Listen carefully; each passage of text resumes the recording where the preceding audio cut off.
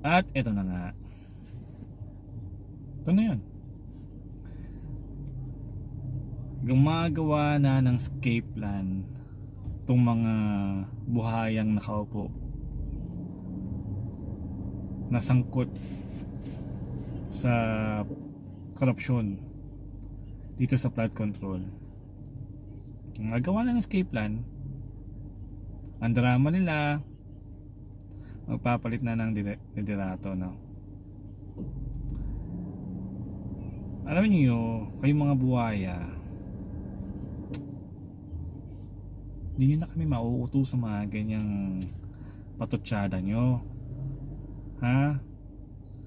Sawan-sawa na kami sa mga bulok nyong taktika. Gagawa kayo ng escape plan nyo, tatakas kayo, eh malamang siyempre baka mag-abroad na yan, diba? Oh, isa nga, diba, hindi na nagpakita. Yan na yun. Yun na yun eh. Abangan natin. Yan na yung mga drama na mga yan.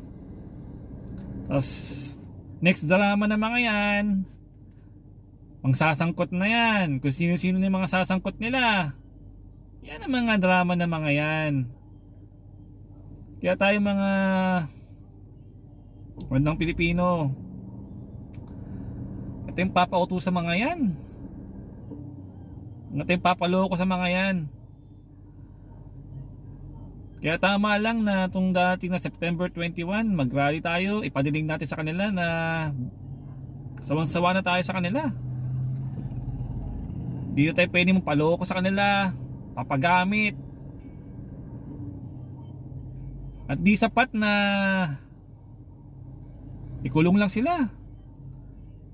Dapat ibalik nila yung kaban ng bayan na nakakaw na sa ating lahat.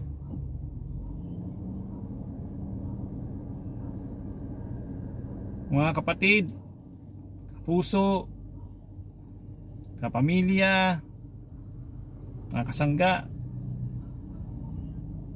September 21, mag-rally po tayo ng mapayapa.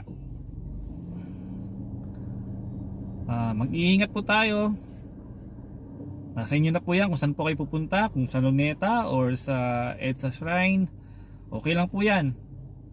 Basta ang rally pong ito, ang protesta pong ito ay para lamang po dahil galit tayo sa korupsyon.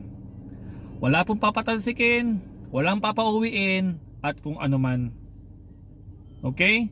Again, walang pauuwiin, walang papatalsikin. Ito po ay rally lamang dahil galit tayo laban ito sa korupsyon. Yun lamang po. Kabuhay po tayong lahat.